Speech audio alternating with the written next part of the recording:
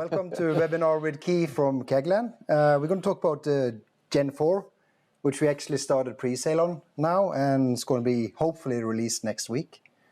So welcome to everybody. We're really happy that you choose to stay the night in front of our webinar and watch what we're going to see. So Kee, are you awake?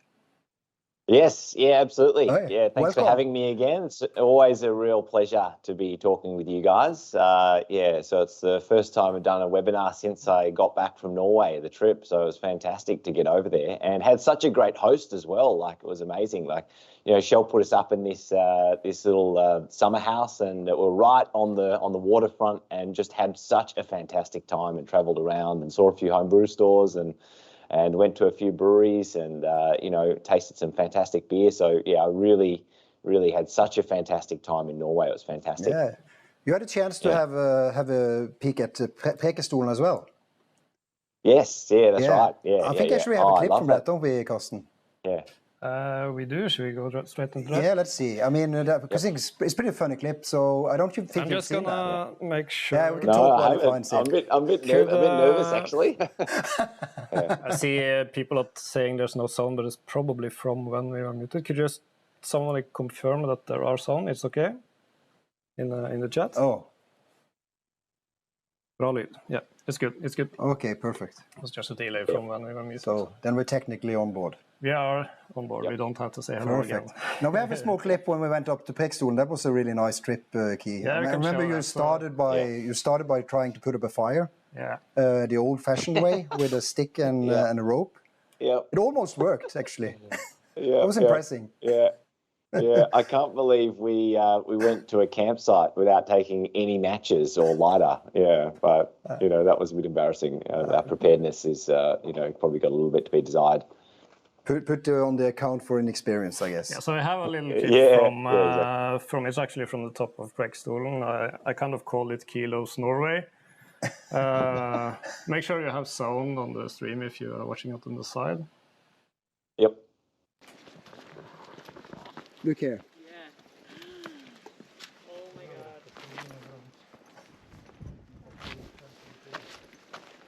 Yeah, stand over there. Stand over there and you can feel it if you go further out. It's yeah. Can you feel that? I should have brought my skirt on the Marilyn Monroe shot.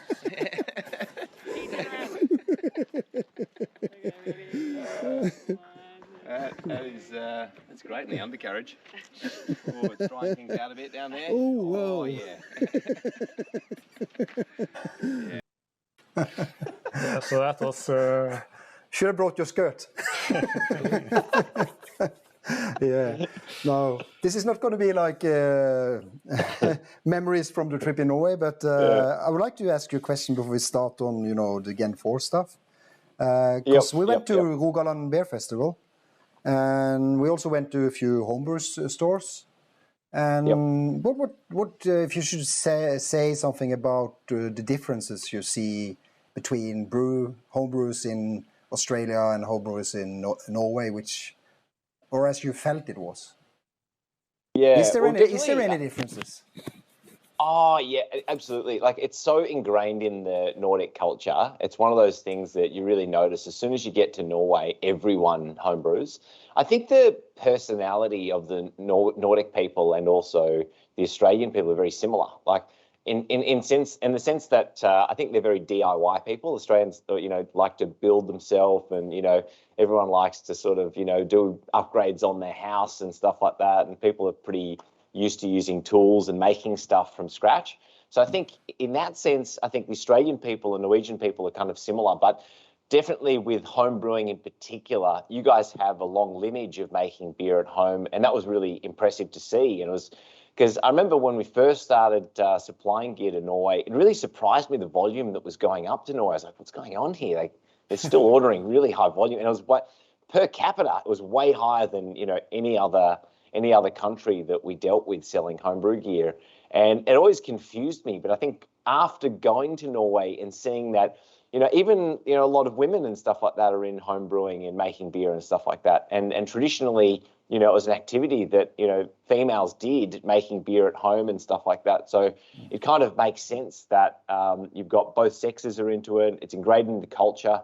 Obviously, you've got your own yeast strains as well, like with the Queek and stuff like that. So, you know, it was just really impressive to see all that and see people who, you know, see it almost as their rite of passage that they have to brew to sort of keep up a tradition, I guess. And that's something that we miss in Australia for sure. You know.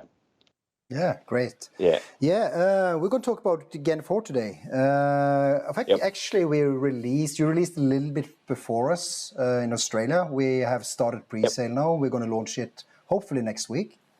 And we had a lot of good response. So you have some experience now releasing it in Australia. Has there been a lot of interest around it?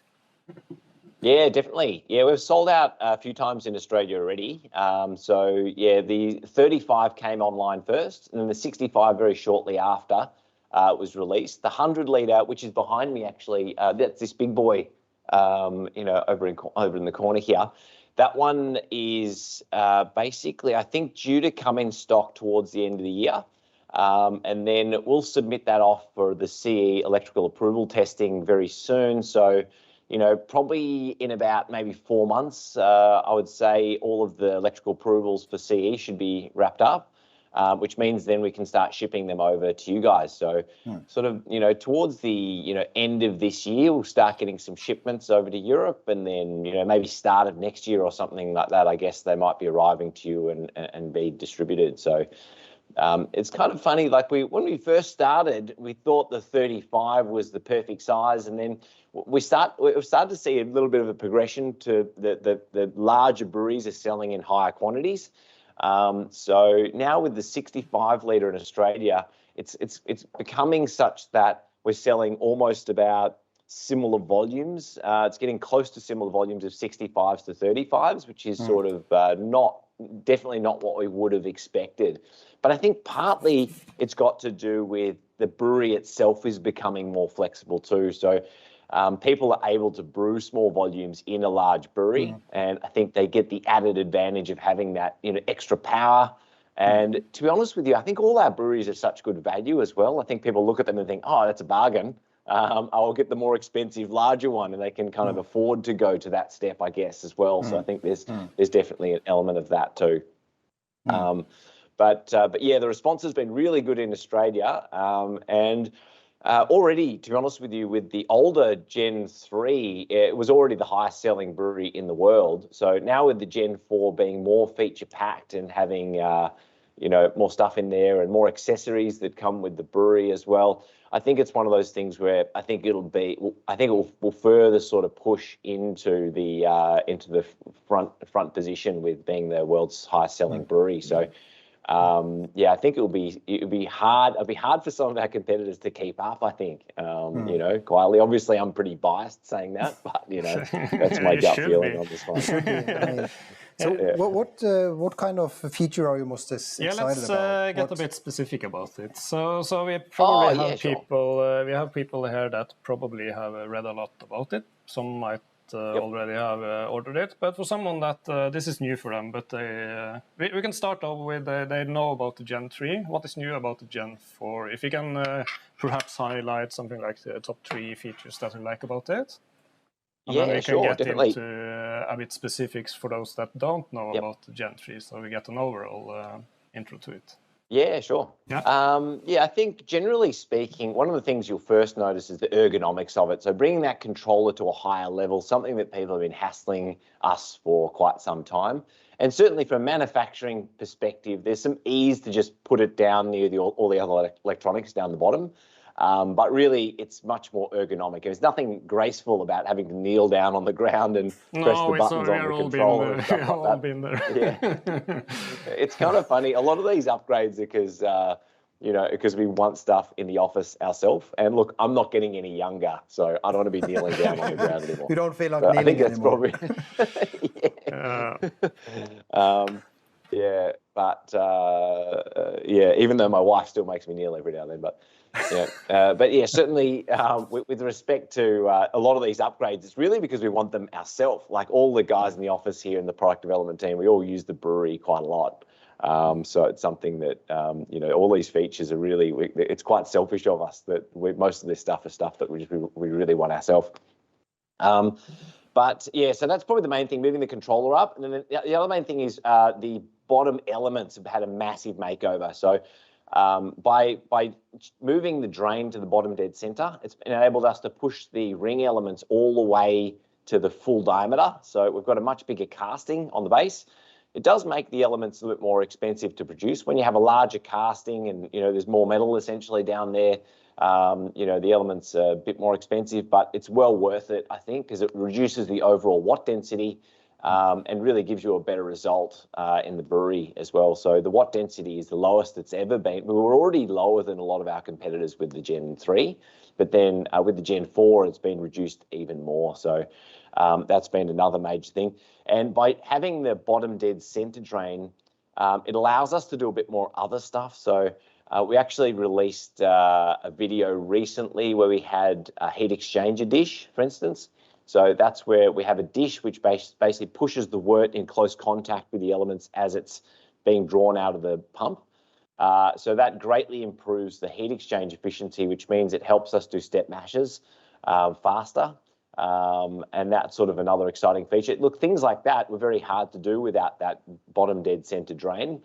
But now we can, do a few other things like that because it's all symmetrical the way the wort flows past the element and down through the brewery. So that's another major thing. I think being able to get to the pump as well is another major feature. So you'll notice on the underside of the brewery, just got this one over here. I'll pull this extension off. But on the underside of the brewery, you can see the pump and equipment is easier to get to. So just under there. And that means for cleaning and stuff like that, some people who are, very diligent at cleaning and want to take apart the pump every now and then, they can easily get to the pump head. And, if they get hop stuck in there or absolutely accidentally drop something down and it gets sucked into the pump hole or something like that, they can easily get there and open it up. The other thing is it means they can change the plumbing configuration. So some people, I think, have expressed a preference in the past for that, where they don't necessarily, they want to be able to pump out the side tap, or some people want it to, flow out the side tap through gravity. So, you can change around the plumbing configuration really easy. Right. And there's a few other accessories down the track where we might take advantage of that. So, the Bluetooth bridge and Wi-Fi function is something which is also a fairly substantial upgrade on the controller. So now the controllers, they obviously feed all that information up to the internet, but the Bluetooth function's kind of exciting because there's a lot of accessories that we can make now with this brewery in the future. And with the Gen 4, we have noticed that it's getting harder and harder to make improvements on a brewery. Like now that this Gen 4's released, honestly, I can't see us making a Gen 5, in the near future because we're really running out of things to include in the brewery. But by putting the Bluetooth bridge function on the brewery, it means that we can make other accessories moving forward, which will improve the brewing process and give you better consistency and stuff like that. But you won't have to upgrade the brewery. So the good thing about this is I know a lot of people, when they buy our stuff, we're often bringing out a new model and a new model and a new model, and they're constantly upgrading, on a very rapid, and a lot of people get frustrated, like, oh no, I just bought the old one and you brought out a new one, how frustrating and stuff like that. But with this particular model, I don't see us upgrading in a hurry. So it's probably a very safe time for you guys to buy a new brewery, knowing that you're not going to have to replace it with another one with more features because, most of the upgrades will be, we're doing ongoing firmware upgrades on the controller. So I think now the controller, even though this brewery's only been out for only a few months, really, we're up to sort of the 9th build of the firmware on the controller. So it's sort of like, you can see the firmware is moving at a very fast pace. And a lot of the other accessories like this are coming out because it's got Bluetooth. And I probably have to explain that a bit better, actually, because Bluetooth, when most people think about it, think, oh, Bluetooth, that's so I can connect the brewery with my phone. And look, really, that's not the whole end game for us because it's already connected to the internet. Why would you need to connect directly with your phone via Bluetooth? I mean, your phone's connected to the internet, so it makes more sense for, if you really wanted to see what's going on in the brewery, you could go via the internet, not because obviously with Bluetooth it only works within 10 meters. But the Bluetooth bridge function is really handy because then we can use control sensors like this. So for instance, this is another temperature sensor, and we can drop this into the top of the brewery and then get actually a core mash temperature reading. So that's really exciting. In fact, when we made this, I was actually dumbfounded that nobody has really done this before in any other single vessel breweries. It's almost crazy to think that all the single vessel breweries on the market, all they do is take a temperature right down near the bottom, near the element. So that small amount of wort just sitting underneath the mash tun, it's the only temperature probe which we're getting a read on. And sort of as much as, we think it's all the same temperature, there is a substantial temperature differential, especially when you're increasing the temperature, the substantial temperature differential between that small bit of liquid down the bottom and then the whole malt pipe. So often the best inventions, I think, are when you get something, you're like, how come this didn't exist before? And you have that moment of like, why didn't this exist? And I think having a secondary probe so you can get information from both the core malt pipe and the bottom element temperature is exactly one of those moments where, now that this product is available, it just seems crazy that it hasn't existed. So when you put the temperature, when you put the probe in, does that take over from the other one, or does both work at the same time, or how does that work? Yeah, you've got total control over that. So basically in the menus on the display, you can switch between using the built-in probe or switch between using this probe. Now, there is some logic in there to automatically jump between the other one if one drops out. So you've got that level of redundancy as well. So let's say, for instance, the battery runs out, which shouldn't happen too frequently. The batteries can last on this one. If you use they take the two AA batteries in here, AAA, sorry. So if you've got the AAA batteries in here, I think you get about 2,000 to 2,500 hours. So that's basically it's a little bear. 100 and over 100 days, basically. I think if my maths is correct, I probably should have worked that out before. It's over 100 days, I'm pretty sure. Yeah. It's probably for the life of the brewery, you may never need to replace. If you only turn it on for an hour at a time or something like that. One other new improved feature is probably the better word for it is the dead space in the brewery. On the previous version and a lot of the similar products out there, you have to always calculate for a lot of dead space around the mash tun and under it. So on a 65 liter, you can often end up with 8 liters or something. You have to calculate in. But on this one, that's almost non-existent in comparison. That's exactly it. Yeah, we did increase it's sort of, you get two wins out of that. So decreasing the dead space means you don't have to calculate into your formula. But yeah, as you say, Carlson, the nice thing about it is it brings the whole malt pipe down lower. So that way we can have a much larger malt pipe. So it makes it more suitable for very high gravity beers and makes it better for doing it. Actually, it's kind of by decreasing the dead space, we can do large batches more efficiently because that way we can fit more malt in the malt pipe without it kind of overflowing.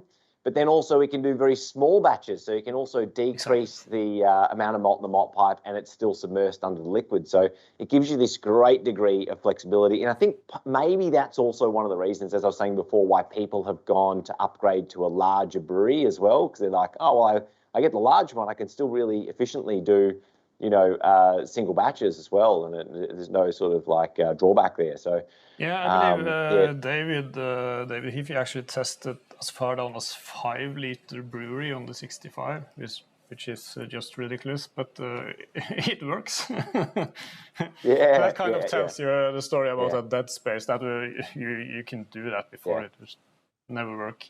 But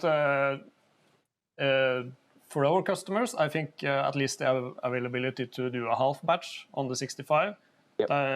Just to be able to do that with no problems. That's for some, that will be a big reason to go for a 65, so they don't get locked to that double batch all the time.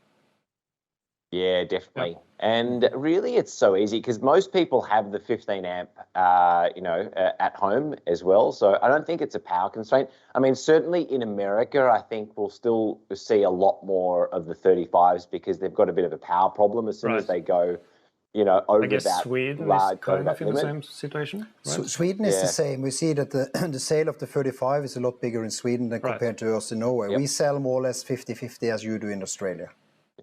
The pre-sale has been like that, and probably the sales in the future will also be like that. So that's probably why I did notice that in Norway. It's the 15 amp sockets are pretty common. Yeah, 16 over there. Actually. It's definitely not like that over 16. Sorry. Yep. Yep. So we've got a number of other features though. We're also working on things like the CIP's spray rotor. So that's something that will be on some of the new breweries. We're not sure if it will just sell it as an add-on extra or have this included. But basically, it's like a rotor which will attach to the arm, so that way you can wash out the brewery itself. So that's something that I've been working on for a little while and just playing around, optimizing it, making tweaks to the tooling and stuff like that. So that's another exciting feature for people who basically want to wash out the brewery and not have to get in there and scrub it down and stuff like that. So that's another thing which wouldn't have really been possible unless we made it the center drain. So because if we had that liquid just sitting in the bottom of the brewery, it doesn't really suit CIP very well because, you can't really rinse out those bits of hops and the chunky bits, which basically just continually just sort of circle around in that sort of bit of liquid. So the center drain has been, great in that sense too. We have got that other product, the heat exchanger dish as well. So that'll come online in Australia fairly soon. As I was saying just before, it's another piece which basically sits underneath the pump false bottom screen. So basically that means that wort will get pushed underneath the false bottom and then pushed right up against the element. So it's got a 7mm gap between where the pump sucks the wort in. It's getting all the wort to pass through that 7mm gap before it goes up the recirculation arm. So that's another exciting product. If you guys are into doing, I know a lot of people are just doing single infusion. So for a lot of ales and stuff like that, it's fine. And probably single infusion is no problem. But for some people who are still doing, let's say, a Pilsner and wanting to do an acid rest or something like that and aggressively stepping the temperature up, I think it's a huge benefit to be able to use a screen like that because it greatly improves the efficiency of how quickly you can step up the temperature.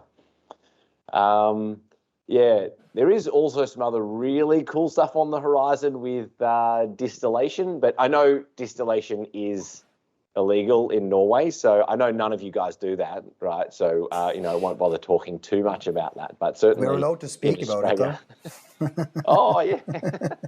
So, we've got some, really cool... We've got a couple different Alco engine stills we have on the website at the moment, and look, they sell really well and they're fantastic, but I think we've got some awesome stills in the future, which are made up with, they're all fit together with triclover and extend onto the top of the breweries. So they'll be coming out in Australia, hopefully end of this year, which will enable people to, get the one still, use it as a reflux column, convert that same still over to a coolant management, flow management, or a vapor management still. And then be able to make whiskies. You can put bubble capper plates in there. You can, do pretty much anything. You can make the segments of the still gin basket, so you can put like botanicals in the vapor stream and stuff like that. But that product down the track is so exciting for me because it's sort of, I know distillation is one of those things, even though it's also legal in Australia, it still is something that we seem to sell a lot of them somehow. Somehow. And and I guess it's one of those things that it really interests the same type of person because once you know brewing, actually, distilling is actually a very small step, to go in that direction. So naturally, if people buy a brewery, to be able to, just add on a few extra parts and be able to make a whole new different type of beverage is, kind of exciting. Because it's only a small incremental step and not a huge amount of extra components that you need to do it. Yes, that's really exciting. But that's also something which will utilize a lot of the Bluetooth bridge accessories. So as I was saying before, like, the controller on the brewery will be able to pick up, another sensor like this.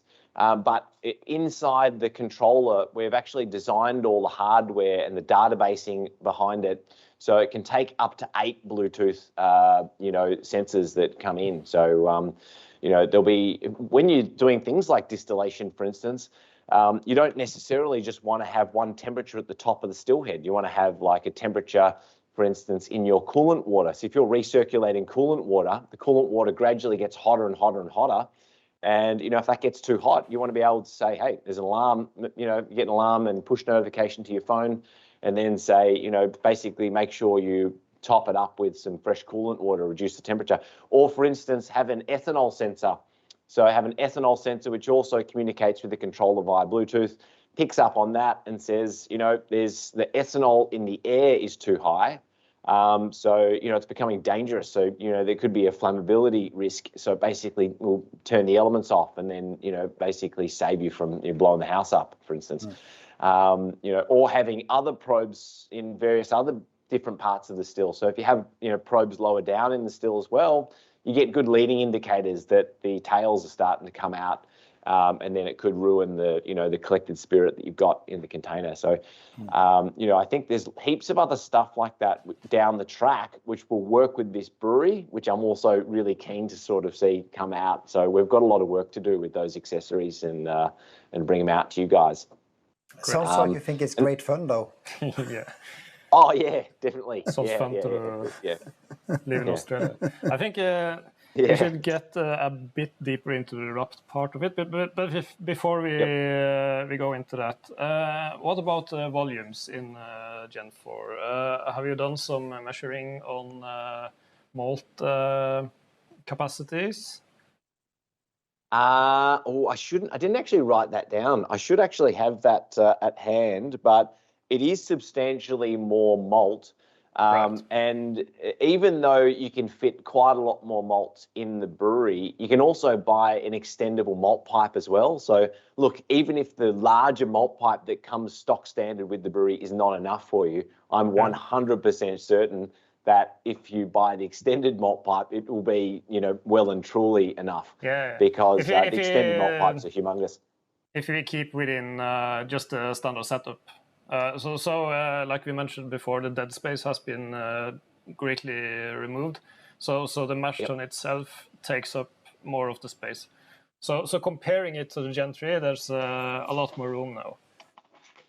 Yes, yeah, that's it. So when you pull out the malt pipe like this, you can see how. So that's obviously where the elements are. I don't know if you can see really well there, but yeah, the elements of this sort of seam line here, and you can see how close it gets down to the bottom there. It really uses up the entirety of the space, basically. Right. As you can see there. So it's very, very hard for us to, as I was saying, we've been through a lot of optimization with this brewery, and it's now getting extremely difficult to find even small areas we can optimize. You did a lot of details on the mash tun itself too, actually. Like you have those stepping lids on the side, so you don't have to pull it all the way up. You can actually do it just halfway and let it pour for a bit, and then do the rest.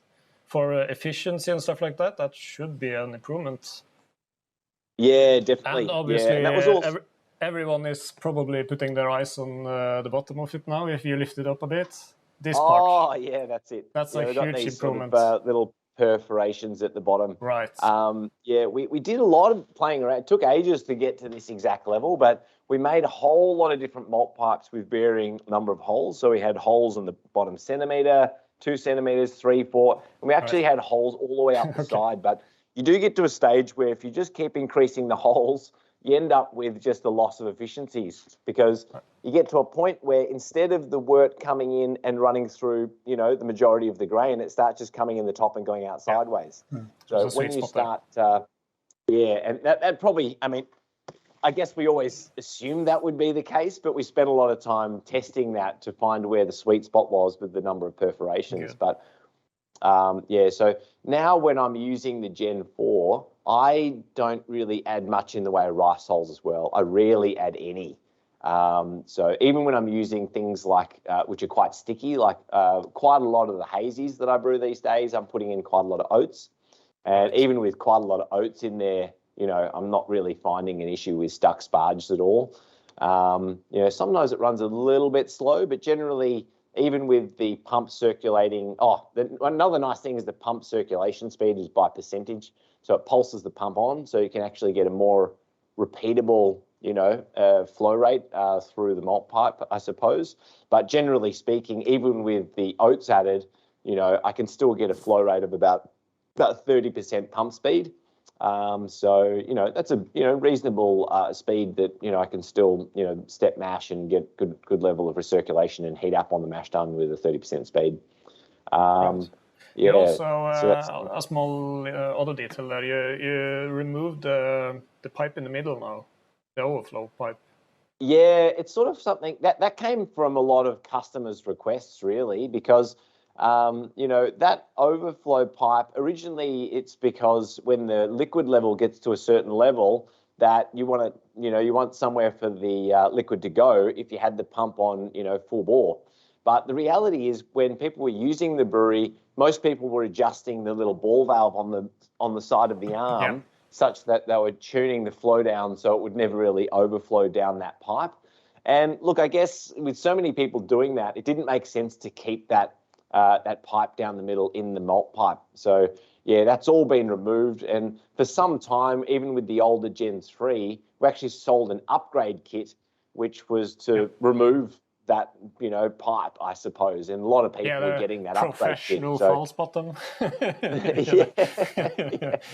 Yeah, but that's true. It was kind of a thing where after you had brewed like 2 or 3 times, you got so used to the flow on the side that I guess we mostly just kept it plugged in, to be honest. Yeah, it's always in the way when you're going to stir and stuff. Yeah. It's always there and you're like annoyed because you want to do a good stir and then you have to go around. Yeah, around it. Yeah, I agree. Yeah, I agree. Yeah, so it's similar with that was a good improvement, I think. Yeah.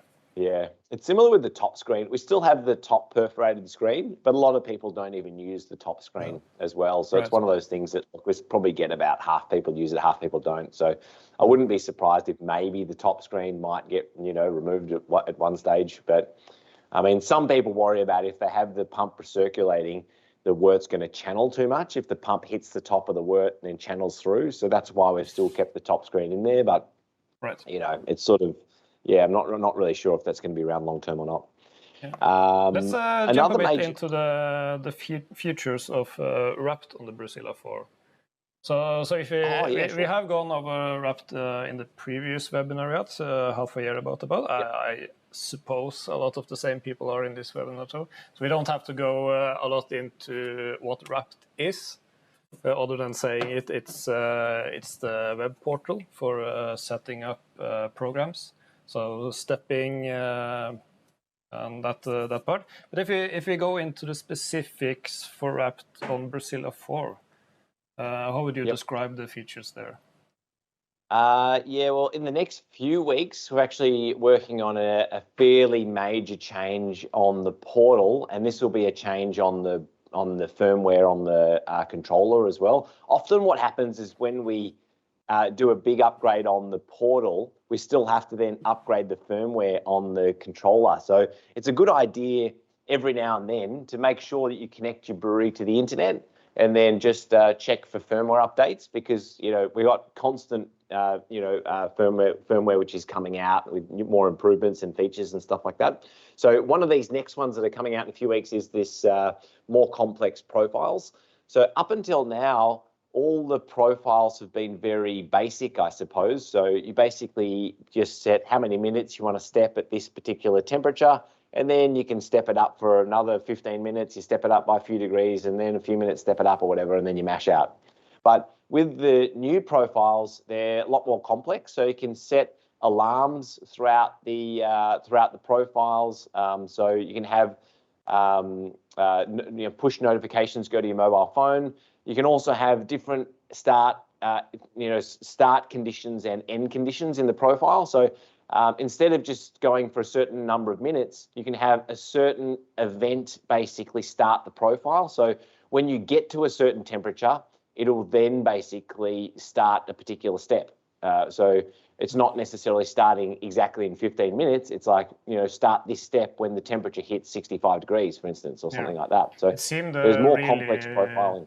Really flexible. And we did some testing here, and we noticed a few things right ahead, like you can set it to don't do anything until you have clicked the button. We really appreciate that in the store here, because we can't really always plan when all the customers comes at the same time and it starts to boil and we haven't removed the mash tun and all that. So exactly. Just having exactly. that, click, yes, I'm ready. I'm ready.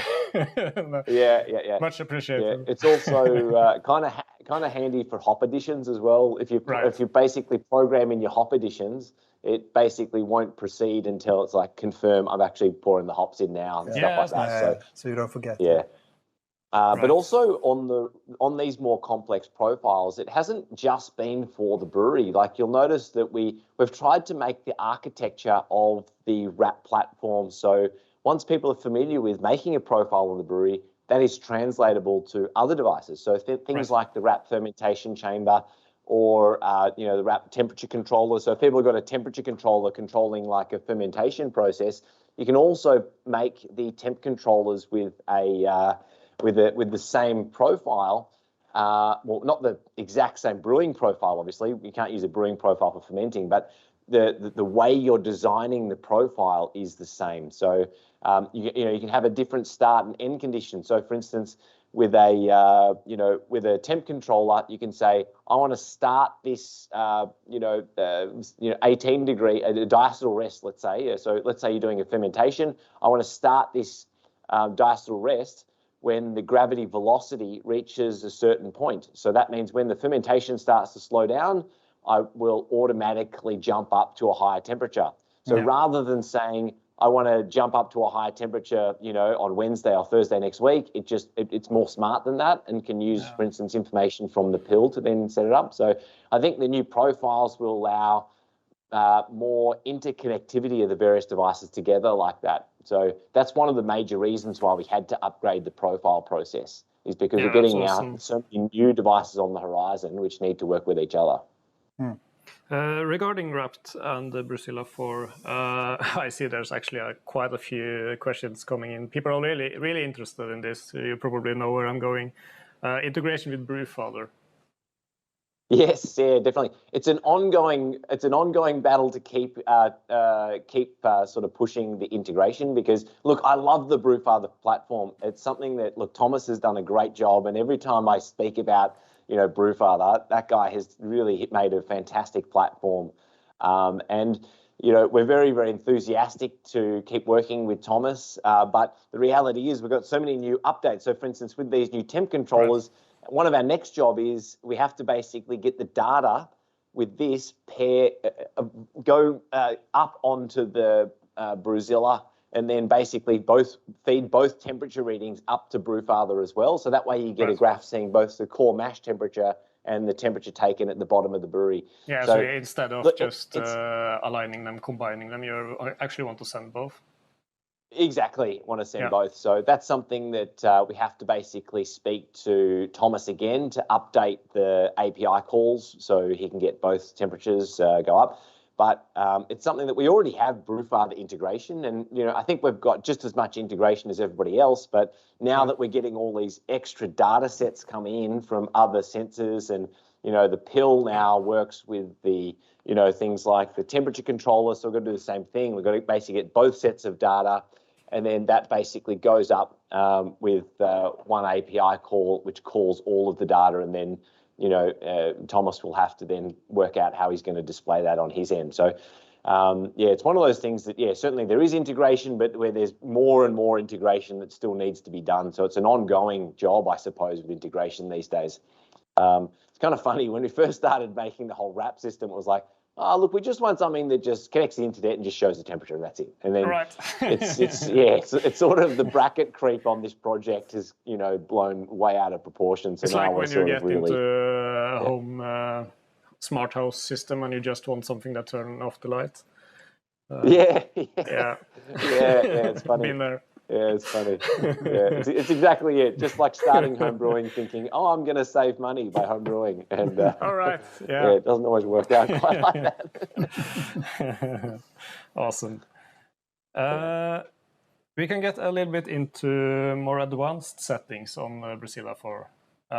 One of the parts there is you actually have full control of the PID algorithms. Could you talk a tiny little bit about PID algorithms? Just for yeah, sure. Well, definitely. PID's something that inherently PID is kind of a bit complicated, and it kind of frustrated me that we're starting to see people sort of throw this word around PID, thinking that, oh yeah, you just basically hit this button, it turns PID on and it works great. And it's like, PID doesn't work like that. If you study engineering, you can spend an entire semester on PID because it's that complicated to set up, right? So it's not just simply an on-off feature. If you want to use PID properly, you really have to sort of tweak the settings and be able to set it up properly. And that is especially the case if you're talking about doing, small batches and large batches in the same brewery, because you can't just have one on-off feature just going to work, between, as you were saying before, like David Heath, he did like this batch where he did 5 liters.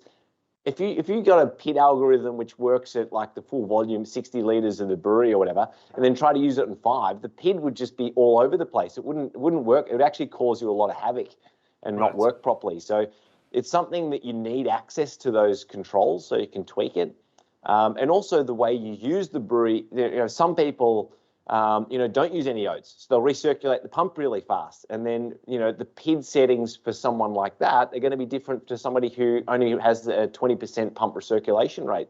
So, things like that, I think it really is necessary for people to be able to get into the settings and change the PI and the D settings. So I did make a little short video on that. And look, if you want to try to simplify it, I mean, you certainly can simplify it a little bit, and you don't have to put all the P, I, and D coefficients in there. I mean, you can just use the P coefficient, and you'll get probably, quite good results just by tweaking one number. So, but if you want to get really tweak it in so you bang on and, you're pumping up the power, but then it's just reducing as it hits that temperature, then, yeah, it's better to do both the P and the I coefficients and tweak both of those settings in there. So, look, it's a PID algorithm, the PID feature that we've got in there. I feel very happy that it's in there in a format which I like, because, yeah, I think it has been in home brewing, unfortunately, it's been generally grossly oversimplified in a lot of other systems out there. So that's something that's in there. It's also on other devices too. So, it's also inside things like the temp controller and the fermentation chamber and stuff like that use the same algorithm. So if you want to get into it, it's worth learning, especially if you're getting multiple RAPT devices. It's worth, I think, learning how the PID algorithm works and learning how to tweak it a little bit. Because sometimes if people have bad settings in, for instance, a fermentation chamber, like a fermentation chamber has a lot of air, I guess, in there, and the air heats up pretty quickly. So you can be in a situation where, you can heat the air up really fast, and then if you have the wrong settings in there, it can trigger the cooling to then be turning on, and then you're cycling between heating and cooling, for instance, and you don't realize until you get this enormous power bill that you're just sort of wasting a lot of power. Obviously, that's all something you can see very easily on the website because it's tracking everything, it's tracking duty cycle on the compressor and the heating device. But PID is the type of thing that can also save that type of situation from happening if you can be bothered setting it up and tweaking the settings. Right. I see there's a few questions about the extra stuff that you're talking about. We don't have that available now. It will probably be ordered. So this heat exchange plate, is that released in Australia yet? Oh, that's very new. We only just finished the tooling to make it. We had to make a new punch to punch it out. Quite far away. So that's quite new. Yeah. But it won't be too long. The Bluetooth device, is that ordered? Oh, no, it's not available still. We're waiting for the next version. Right. So we just told me before we started the webinar that... and this RAPT temperature controller, that is... It is ordered, but we're waiting for it, and it's not confirmed, so we don't know when it's going to come. So so that was a bit delayed because of we need a European version. We know it's getting close. Yeah, right. Yeah, I think we will have it before Christmas, definitely. Right. So I will talk to China and see what they can do. Also, there's a question there if the steam condenser is going to work on the new Gen 4, the one that was on the free one, and that the answer to that is yes. Yeah, and I was actually going to get a bit into, we have all these boiler extensions and all that stuff. You kept the same diameter, right? So all these things that are expected to fit on a Gen 3 should fit on a Gen 4, correct? Yeah. If you want to change the lid or whatever. Definitely. Right. And as a business model, it's not very good, but as a customer-friendly model, is really good. I mean, there's a lot of people that really loves that you can actually use the old equipment, so you don't have to buy new equipment that you just bought before for the older versions. Right. Yeah, 100%. Yeah, 100%. It's definitely in our ethos of always trying to get the most out of the equipment. I mean, as every now and then we have to bring out a new item which has extra feature sets which is hard to make backwards compatible, but wherever possible, we try to make stuff backwards compatible. I mean, there's no reason not to. I mean, the last thing we want is to create extra landfill where people are just, upgrading every year and then putting stuff in the bin. Right. It's really kind of criminal to do that. But yeah, the boiler extensions are quite handy. So I've seen some people, even on the 65, do 100-litre batches on that brewery. Or even, for instance, with the BrewZilla 100-litre, once you put on extensions, you'll be able to go quite large. You're really only limited on the power, essentially, and essentially, eventually get to a point where you don't have sufficient power to get a good rolling boil. That's probably really the only kind of limitation, I guess, because every time you add an extension on, you get a little bit more heat loss, I guess. That's probably the best way to look at it. So I think on average, for instance, if you've got a 35-litre and you add one extension on, if you fill the liquid volume up to that extension, it'll probably increase the heat loss by about 100 watts.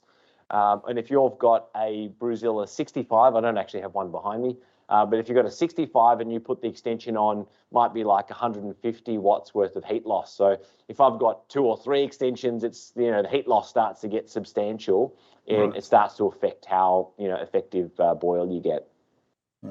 So yeah, that's really the only limitation. I actually wanted to ask you a bit more about the 100-litre. People are probably a bit curious about that. So where are we in development on that? So with the 100-litre, we've pretty much got the brewery all finished. It's more now about electrical approvals. So I think the electrical approvals for Australia, because we always start the Australian stuff first, the electrical approvals are a little bit ahead for Australia. So I think the electrical approvals should be finished probably in about another month, in which case we'll start ordering them and then they'll arrive to us in Australia probably before Christmas. But I think for you guys, because the electrical approvals a little bit further behind, hopefully early next year or something like that, the 100 litres will be available for you. But sorry to put all this new gear in here. It's probably one of the frustrating things when you see all these new toys and you're like, oh, I can't get it until like another few months or next year. How annoying. But, it's one of the biggest problems on our YouTube channel. We always bring out a lot of new stuff on the channel, and then one of the most common questions is, oh, when's it going to be in Norway? And it's like, oh yeah, sorry guys. Just prepare for it. You tend to show the pieces before they're finished as well. So I guess that's one of the reasons why it takes quite a long time before it arrives. Yeah, that's funny. Yeah. I think we actually picked up.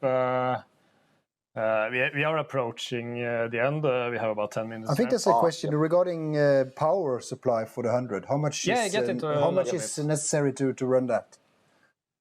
So all the breweries, we try to specify the heating elements so we can heat up by 1 degree at the full volume of the brewery. We try to specify that you can heat the temperature up by at least 1 degree per minute. So that means with the 100-litre, we end up with about a 6.6 kilowatt. So inside the brewery, it's got 3 10-amp elements in there.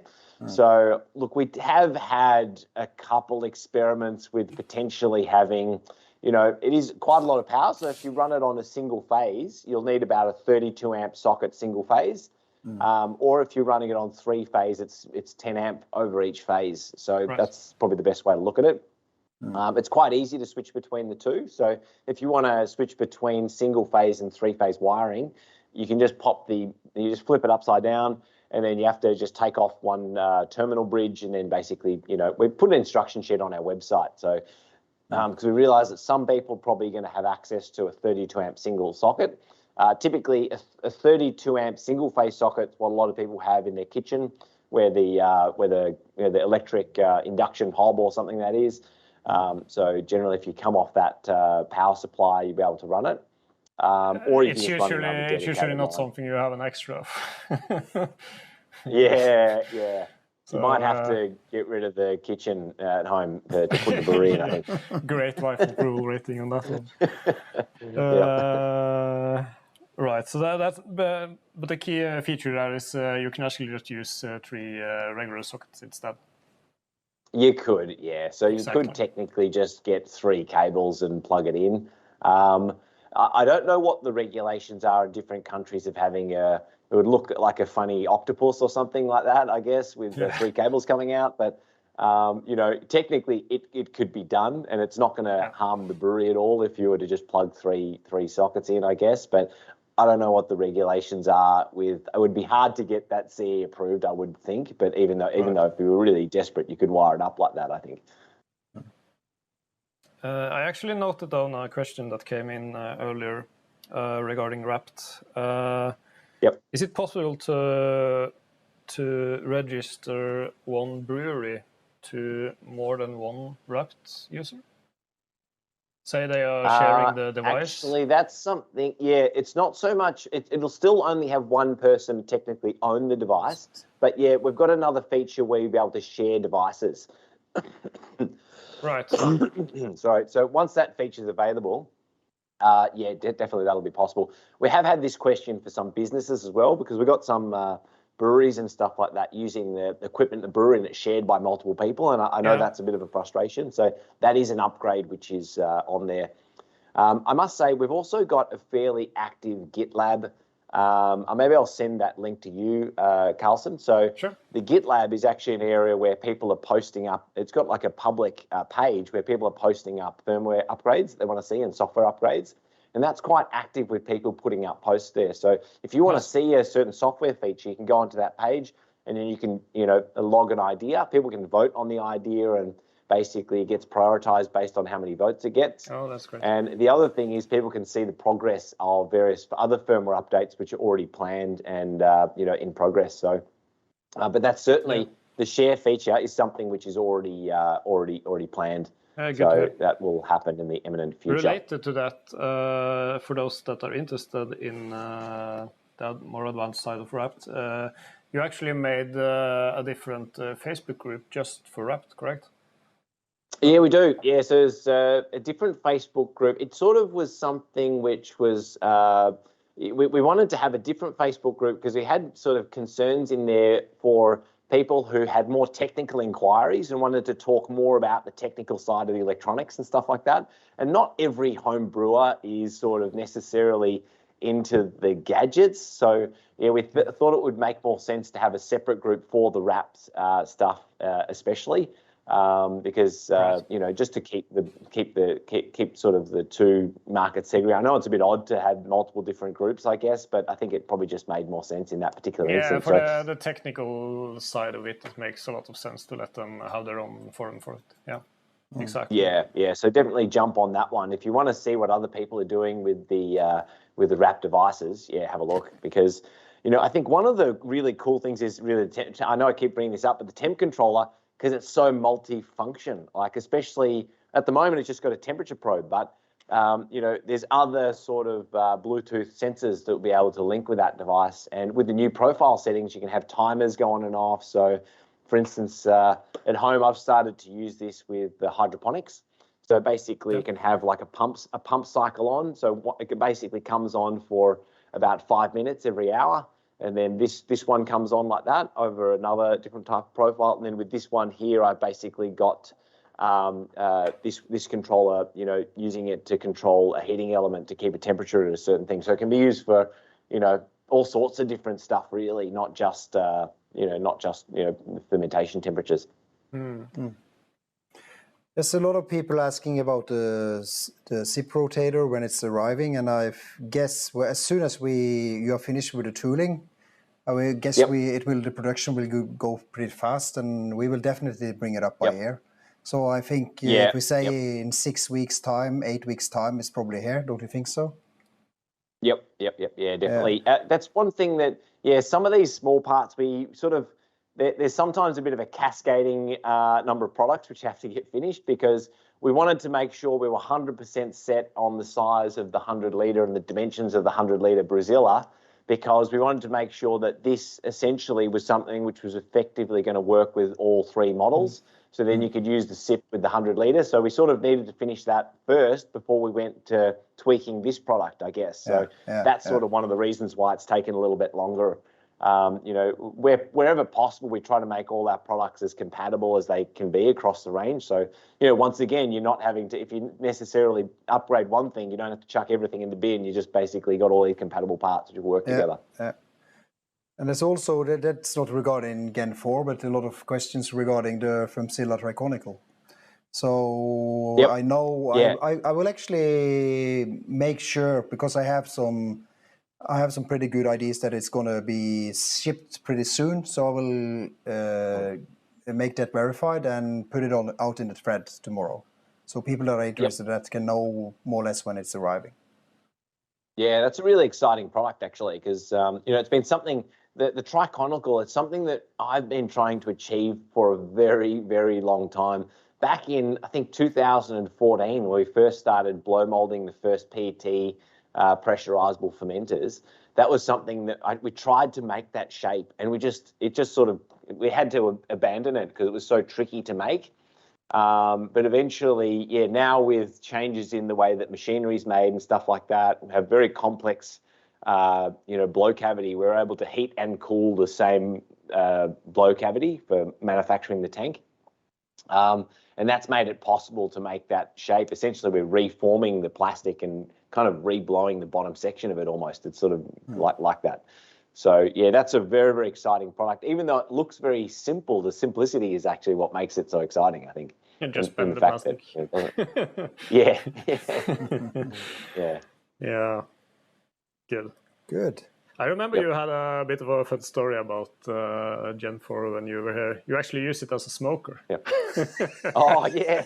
Well, it's kind of funny. For those watching, do not use the BrewZilla 4 as a smoker. You will break the warranty. We do not take responsibility for if you do what Kee is about to tell you. Right. Yeah. But it's one of those things that I think it's come up a few times where people are worried that we have elements which are built into the base of the brewery. So, you know, you can't just sort of take the element out and swap it over for another one. And some people say, oh, what about if the element burns out? Like, then I'll be stuffed. And it's like, well, firstly, we've sold like, you know, tens of thousands of these, you know, every year. And basically, we just don't see any burnout. And it's like, it's a zero return rate for the burnout elements. But even though that is the case, and I know they're not burning out, like, I thought, well, can I burn it out? Let's see if I can absolutely destroy it. So what I did is I first was like, okay, well, it's meant to be operated at 100 degrees. It's got a thermal cutout at 165, so it can't get above 165. Otherwise, the bimetal thermal cutout will shut the temperature and won't let it go any higher than that. But let's rip all those safety features out. Let's rip out the controller. I'll put on a K-type thermocouple, and I'll just push the temperature way up. So first thing I did is like, I'll turn it to a deep fryer. I had this enormous, it actually was quite a lot of oil. I filled up, actually had a 65 litre, so filled up a 65 litre with oil, and that was like heaps of oil. Actually, it took a while to heat up. I wouldn't say it's a great deep fryer, to be honest with you, but filled it up, had to make a custom, I got one of the malt pipes. I basically chopped it up, put mesh around it, and then made this massive deep fry basket so I could honestly, I could deep fry enough chips for about 300 people, basically, with this thing out. It was like shitloads of deep fried stuff. So that was the first thing I did. So I was able to push the temperature up to like, 220, 230 degrees in the deep fryer. And I ran it for hours and hours. I was like, it's still not burning out. So I was like, okay, let's see if I can push it further. The only way I can get it further is I'm going to have to use the elements and use them dry. So basically put nothing on them at all. So I basically said, well, maybe I can turn it into a smoker. So basically I took all the oil out of it, and then I just powered the elements, and then had nothing. Obviously, all our instructions says do not boil dry. You'll destroy the elements. So look, it's still, don't get me wrong, you still should not boil the elements dry. But anyway, have all the safety features removed, all that stuff out, start heating it up.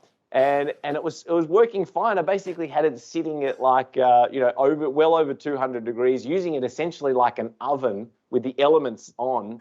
And then I also had another device, which is a smoke generator. So I took out the tap from the side and then blew smoke into the side of it. So essentially I had like it heated electronically to get the temperature right for smoking, but then also had smoke blown in the side based on a little timer. So it'd run for an hour, and then the whole process would shut down. But yeah, it was pretty interesting. But one thing I can say is it's just not a risk. Like burning out the elements is something which I'm 100% convinced that you'll find it extremely difficult to do unless you're using it way outside of its normal conditions. Good. So how was the meat? Yeah, but that was. How was the meat? Yeah, good. Yeah. Look, the first lot I did was terrible, to be honest with you, because I didn't have any idea of how to use this new, BrewZilla smoker device. But yeah. But once I'd tried it a few times, one of the issues I had was I had a lot of fat dripping down onto the elements, and it was creating this really sort of terrible smell. So then I had to modify it again. I was like, oh shit. So basically I made another dish which sits in there and basically catches all the fat before it falls on the element. Because the element, obviously, as you can imagine, the element was like red hot. It was like scorching hot on the top. And the fat would hit it, and all this foul smoke was sort of coming off. So once I'd fixed that, actually it was pretty good. So I did some ribs in there, I did some fish in there as well, and a few other things. It was it worked pretty well. I've since upgraded my smoker, but it definitely was fun to sort of see what type of punishment I could throw at it. Thank you for telling that story. With that, we have filled the hour. Any last thing you want to say? No, I don't think so. I think we were really organized today, Kee. I mean, I have this with like, it says 10 minutes, 20 minutes, 10 minutes, 5 minutes, 2 minutes, 2 minutes, 2 minutes. And we're turning professional. We have done this with Kee a few times now, so I figured we had to have a red font on the timing numbers. I know you. I'm kind of surprised. Very, very organised, Carlton. I like to do this. But thanks for getting up that early in the morning, Kee, and spending your no problem. early hours doing this. This started at 5 a.m. for you, right? Yeah, that's right. So I got up at 3 a.m., got to the office at 4 a.m., and then on here at 5 a.m. So it was an early start. But look, thank you guys. That's what I should say, because I really appreciate. Look, Olbrygging have been such an amazing force over in the Nordic countries there, distributing our stuff, and you do such a great job of not only getting it out there, but educating customers on how to use the gear properly, which is so important for their customer experience. So, as a distributor, we're so happy to deal with you, and have a distributor that showed me around in style, like getting set up with my own summer house when I was in Norway. It was fantastic. I'll definitely be back for sure, Kjell. So, I can't wait to get back to Norway again. Okay. And I've still got that northern part of Norway to see as well. So, really excited to get back there and see it. And I'll be over in Europe actually for Brew next year. So hopefully we can put up a stand over there, and then you guys maybe we'll share a stand or something, Kjell. We will definitely go there together. We look forward to that. And thanks to you, Kee. I mean, we were so lucky to have you as a supplier, and so positive and make so many cool stuff. I mean, that's amazing how much you actually produce there. So we are really happy about that. Right. Yep. No worries. Okay. Yeah, and thanks for that. And definitely all of you customers out there, if you've got any other ideas and stuff like that you want us to make, always just put them forward and fire it off. We always love to hear from you as well. So make sure from the customer's perspective that, if you've got anything you want or anything you want changed or upgrades or, things you find frustrating you want fixed, just let us know, because we're very responsive to that type of stuff. And, it's our full-time job to make sure that we're making the gear as best as it possibly can be. So, we'd love to hear from you. Yeah, and to all of you that are out there, if you have any questions, when stuff are coming, whatever, use the support mail and we will definitely inform you as good as we can. So, and if it's technical questions as well, just bring them on. We will answer as good as we can. Okay, thanks. All right, Thank you so much. Thanks, guys. See you later. Cheers. Have a nice day. Okay, bye-bye.